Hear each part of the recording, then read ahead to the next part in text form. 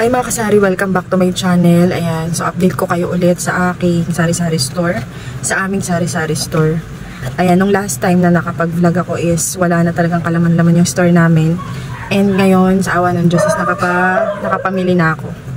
So, pakita ko sa inyo yung itsura ng aming sari-sari store ngayon. Pero bago yun mga kasari, gusto ko lang i-share sa inyo yung ginawa kong deposit slip. Kayo rin ba is nagbibigay rin kayo ng deposit slip para sa mga humihiram ng bote sa inyong tindahan? Kasi diba, karamihan ng mga nanghihiram ng bote natin is hindi naman nakakabalik. And meron na din kasi akong issue dyan nung nakaraan is hindi ako nagbibigay ng deposit slip, pero may mga deposit sila. Tapos naipon yung mga bote sa kanila na umabot hanggang isang sako na nung sinuli sa amin. So hindi ko naman alam kung talagang sa amin ba yung galing, kasi yung iba is madumi na, puro putik na siya, lupa, ganun. So instead na makipag-away ko sa customer, tinanggap na lang namin. Pero yun nga, gumawa ko ng paraan para masabi ko na talagang dito galing sa store namin yung mga bote. So ngayon, dati, bumili ako sa Shopee ng Trodat, para siyang Trodat, ganito. Nakalagay dito yung aking store name, tas itinatata ko lang siya sa papel. Ayan, para, ayun yung aking deposit slip na ginagawa. Ayan, ganito. Ito yung dati, luma na kasi siya. Ayan, nakatatak siya dyan. Kaya lang ang tendency is, katagalan, hindi na siya makita. Sobrang, ano na, faded na siya. So, dahil may printer naman ako, napag-desisyonan ko na mag-print na lang ako. Ayan, pasensya na kayo, maingay yung motor. So, ito na yung pinrint ko mga kasari. Ganito siya. So, kung mapapansin nyo, yung store ko is, change name ko na kasi siya sa pangalan ng tatay ko, dahil since siya naman yung kilalang kilala dito sa store namin, sa lugar namin. So, yun, sa kanya ko na pinangalan yung store namin. Ayan, so ito, date, item, tapos ayan, paalala. So, ganon din ba kayo? Ganito rin ba kayo? Kasi kung hindi ko to gagawin, talagang magsisiwalaan yung mga bote at may magsasoli dito na kahit hindi naman dito galing is, dito isasoli.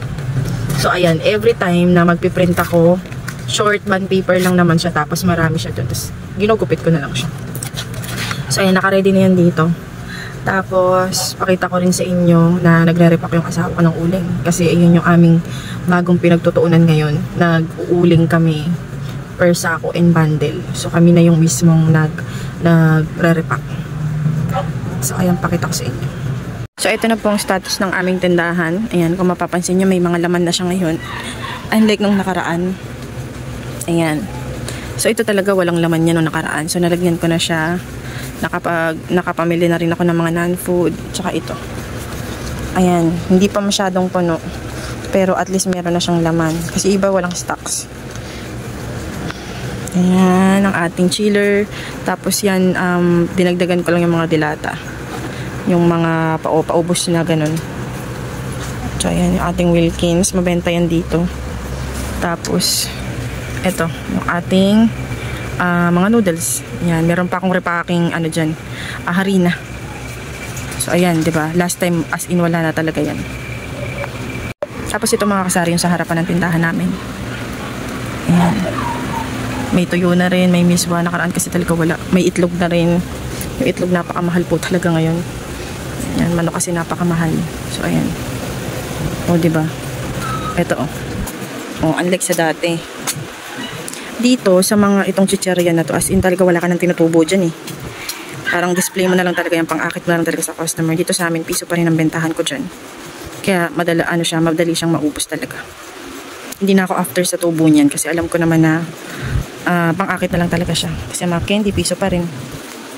Ayan, ating sigarilyo, hindi pa ako nakapag-refill pero mayroon akong stocks dito ng sigarilyo. Ayan. Tapos, ito yung mga chichiri sa taas.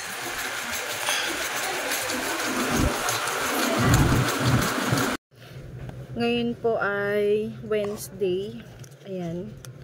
So, pag ganitong araw is medyo mahina, matumal yung tindahan namin.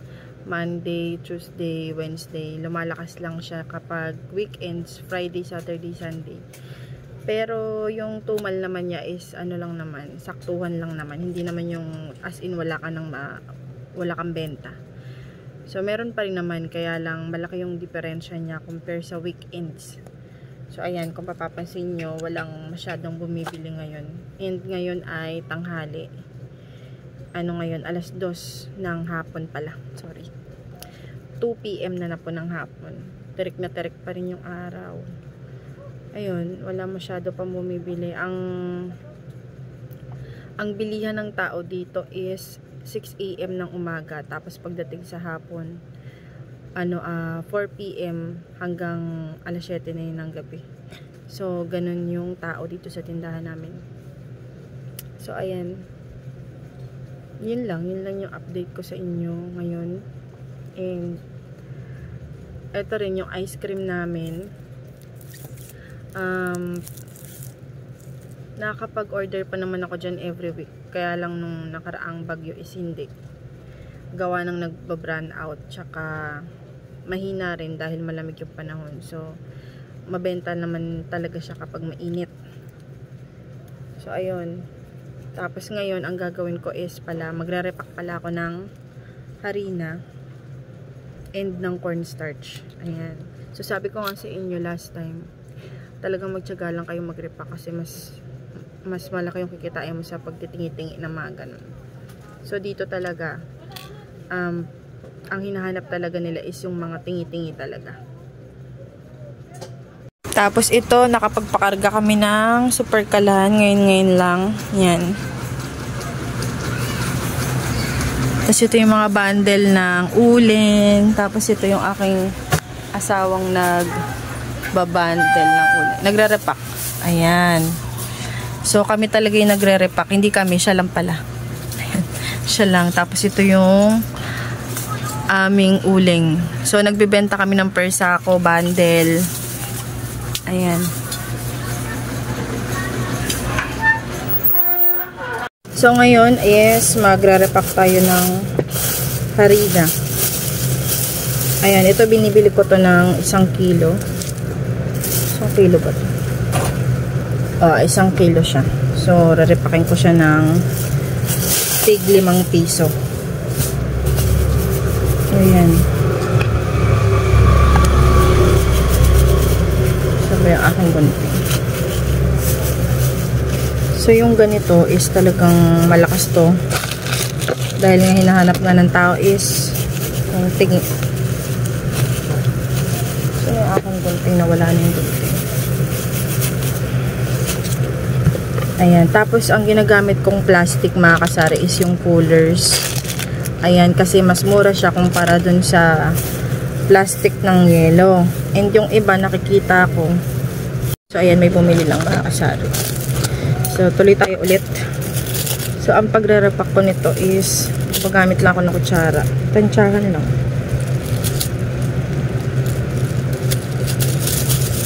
Yung iba, yung ginagamit nilang plastic ay yung manipis. Hindi ko alam kung ano yun. Ito yung 5 pesos namin. Ayan. Mas gusto kong gamitin itong coolers kaysa yun. Kasi madali siyang mabutas. Ito kasi hindi. Mas matibay yung kanyang plastic. So, ayan. Tansyahan lang. O, diba? Tinatansya ko lang. Basta, mapalabas lang natin na may tutubuin tayo. Ayan.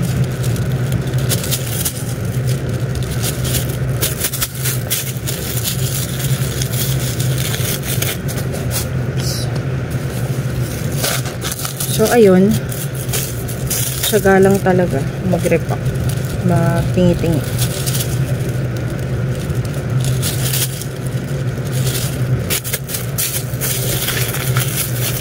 So, yun.